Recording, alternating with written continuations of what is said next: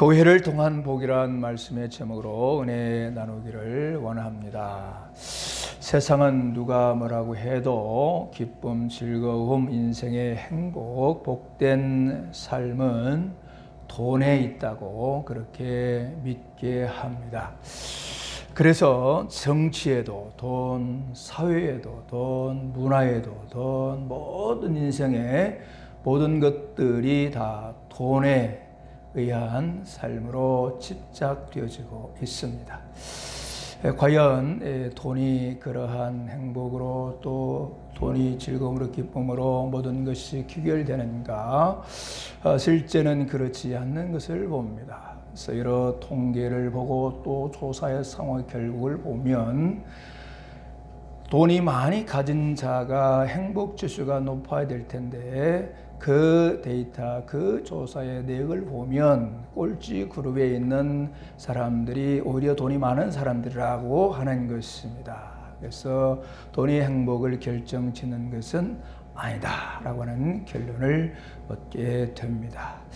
그렇게 행복을 찾는다고 하나 오히려 그 행복에 역행되는 그 삶을 보면서 왜 그럴까? 그 이유가 과연 무엇일까?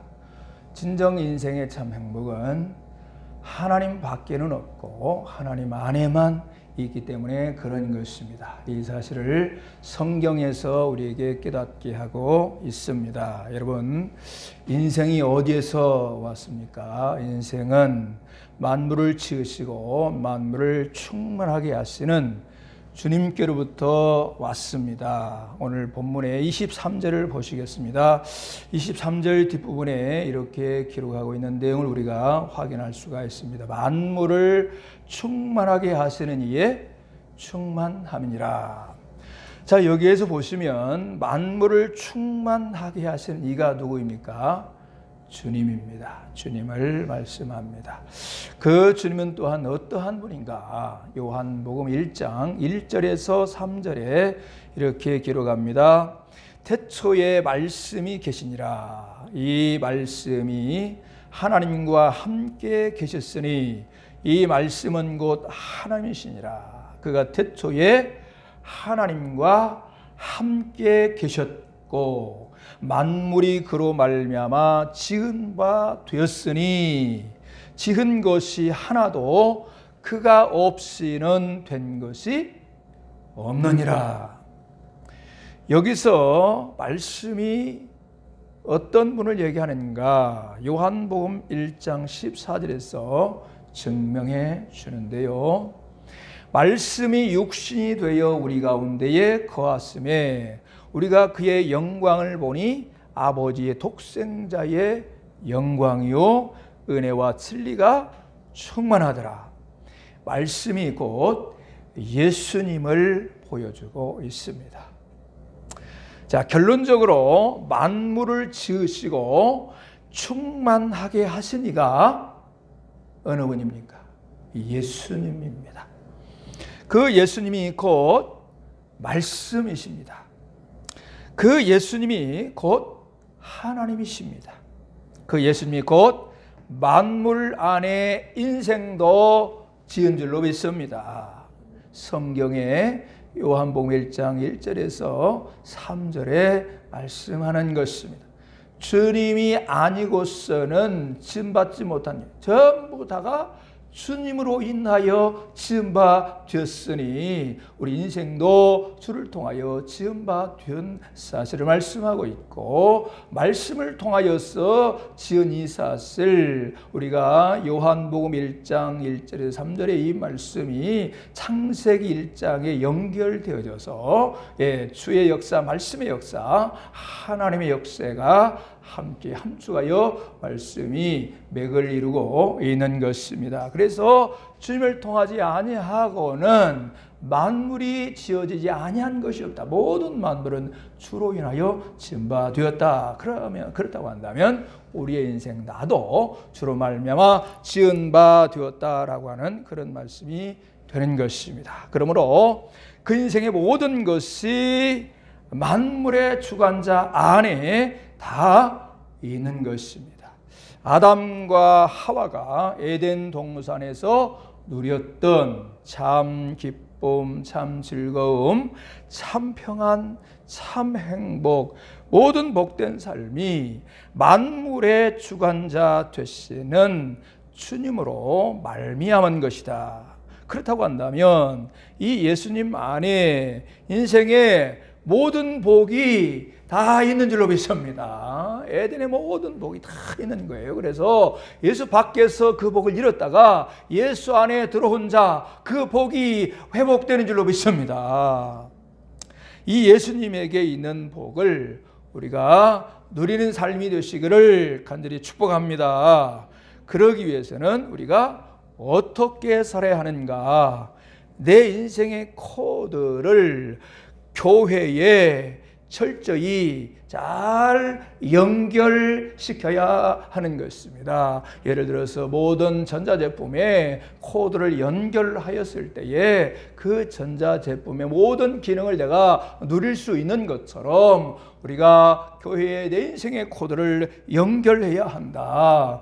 그렇다고 한다면 왜 교회이냐? 오늘 본문에 그 답을 말씀하고 있어요. 22절 보시면 만물을 그 발 아래 복종하게 하시고 그를 만물 위에 교회의 머리로 삼으셨느니라. 만물의 주관자 주님이 교회의 머리가 되십니다. 23절 교회는 그의 몸이니. 중요합니다. 교회가 뭐요? 교회가 그의 몸이니. 누구의 몸이에요? 주님의 몸이다 라고 하는 것입니다. 교회가 주님의 몸이에요. 교회는 그의 몸이니 만물 안에 만물을 충만하게 하시는 이의 충만함이니라. 교회는 주님의 몸이라고 말씀하는 거예요. 따라서 주님은 교회의 머리요, 교회는 주님의 몸인 것을 말씀합니다. 한마디로 교회는 주님의 전부인 것입니다. 교회는 주님의 전부예요. 그러므로 모든 복은 교회를 통하여 임하는 줄로 믿습니다. 여러분, 그러기 위해서 우리 인생의 코드를 교회에 연결합시다. 그럴 때에 주의 만복이 우리에게 임하는 줄로 믿습니다. 이 복이 얼마나 존귀하고 중요한지 모릅니다. 그래서 인생의 코드를 교회에 연결한다. 그 말은 무슨 말이냐? 교회 중심의 삶을 말씀하는 거예요. 이것은 곧 예수 안에서의 삶을 말씀하는 것입니다. 그렇다고 한다면 이 교회를 통한 복, 자, 이 복을 이제 우리가 구체적으로 살펴보겠습니다. 첫째는 교회를 통해서 하나님의 도우심을 받습니다. 교회를 떠나서는, 주님을 떠나서는, 교회를 떠난다고 하는 것은 주님을 떠나는 거예요. 그 어디에서도 하나님의 도움을 받을 수가 없는 것입니다. 이 험한 세상에서 하나님의 도움이 없이 어떻게 복된 삶을 이룰 수 있느냐? 불가능하다. 시편 121편 1절에서 2절에 기록합니다. 내가 산을 향하여 눈을 들리라. 나의 도움이 어디서 올까? 나의 도움은 천지를 지으신 여호와께로서다. 여기서 산은 원어 히브리어로 보면 헤아림이라고 하는 단어입니다. 이 단어를 썼는데 하나님의 처소에 시온산을 얘기하는데 이게 단수로 쓰인 게 아니라 복수로 쓰여서 시온산들, 복수예요.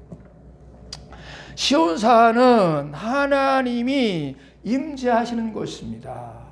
즉 성전 교회를 통해서 하나님의 도우심을 바라는 거예요. 그럴 때 어떻게 됩니까? 천지를 지으신 하나님께 도움을 받게 된다라고 말씀합니다. 내가 성전을 향할 때, 교회를 향할 때 성전에 계신 여호와 하나님의 도우심을 받는 줄로 믿습니다. 에스라 7장 15절에 이렇게 말씀합니다. 너는 갈 때에 나와 내 자문관들이 예루살렘의 성전에 계시는 이스라엘의 하나님께 드리는 금과 은을 가져가고. 여러분, 성전에 계시는 분이 누구라고요? 하나님이십니다. 할렐루야.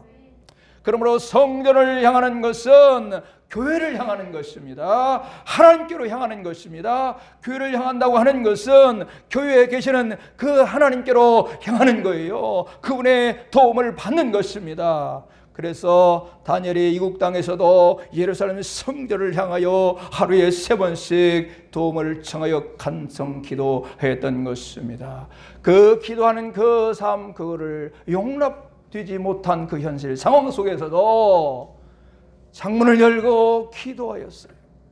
더욱 분명한 사실은 오늘 본문에서 말씀하시듯이 예수님은 교회의 머리요, 교회는 예수님의 몸이기 때문에 교회를 통해서 그떠한 도움도 받을 수 있는 줄로 믿습니다. 그러나 세상은 교회를 떠나게 하는 것입니다.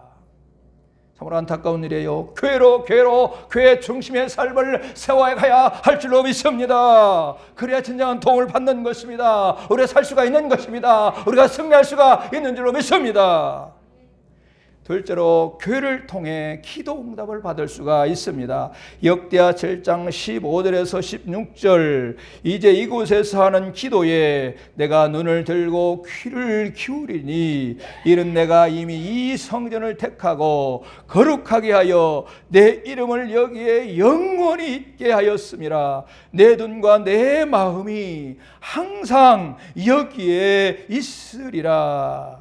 여기서 이곳은 솔로몬이 건축한 예루살렘 성전을 가리킵니다. 이 성전에서 하는 기도에 하나님이 눈을 들고 귀를 기울여서 들으시기 때문에 성전에서 그 교회를 통해 기도 응답을 받게 되는 것입니다.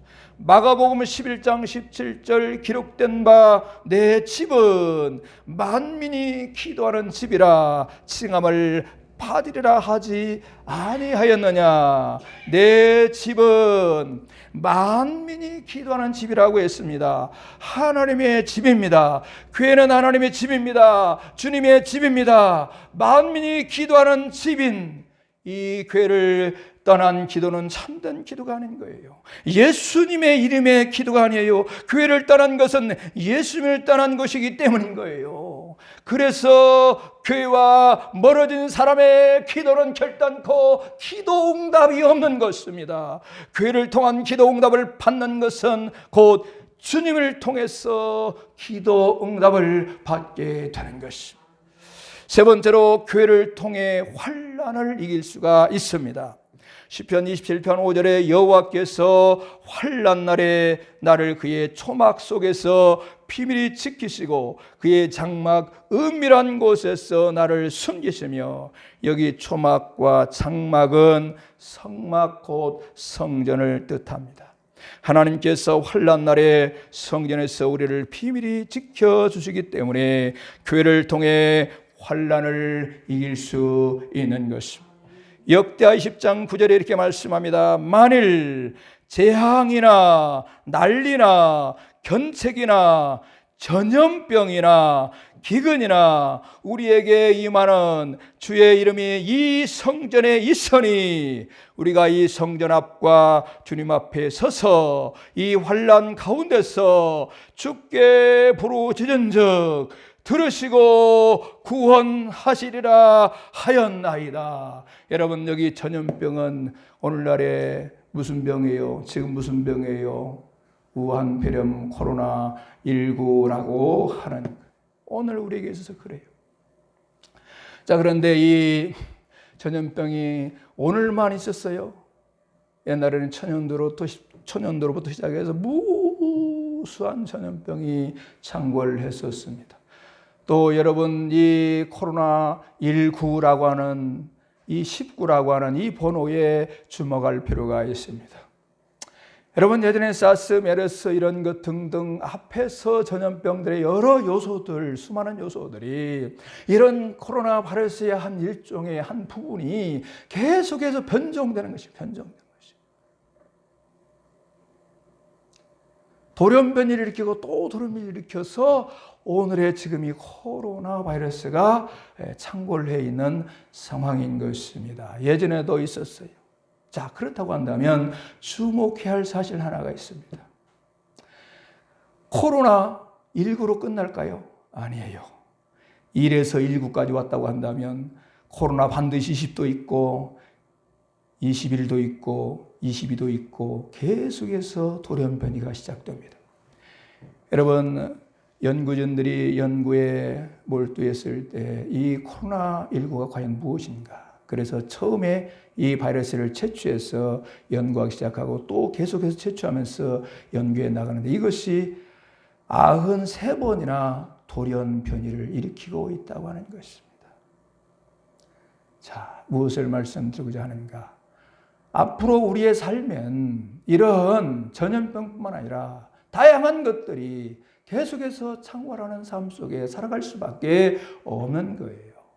그래서 우리는 이런 삶 속에 살아가는 거예요. 그런데 이런 삶을 이길 수 있는 방편이 무엇입니까? 교회 안에서 부르짖어 기도함으로 승리할 줄로 믿습니다. 믿음으로 승리할 줄로 믿습니다. 할렐루야! 세상은 다 죽었다고 절망하고 통곡할 때 우리는 그 속에서도 소망의 하나님 안에서 믿음으로 보호를 받습니다. 여러분, 오늘 말씀에서 전염병이나 재앙이나 난리나 그 어떠한 경우에도 우리가 보호받을 때가 어디입니까? 우리 주님 안에, 교회 안에 뭐라고 말씀하는가? 주께 부르짖은즉 들으시고 구원하시리라.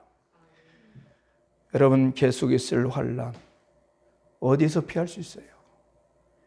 예수님 안에서 주님의 품인 교회를 통해서 환난을 이길 수 있기를 바랍니다. 주님의 전부인 교회에서 부르짖어 기도할 때에 우리 주님 들으시고 응답하심을 통해서 피할 수 있는 것입니다. 그래서 새벽마다 하루도 빼놓지 않고 기도에 불을 지피고 있어요. 수요일에도 기도에 불을 지펴요. 자, 주일은 우리가 이렇게 예배드리면서 또 이렇게 우리가 매일매일 교회의 하나님의 은혜, 그 주의 사랑, 그 주의 품 안에서 주님을 낭망하며 믿음으로 기도함을 통하여 우리는 보호를 받은 줄로 믿습니다.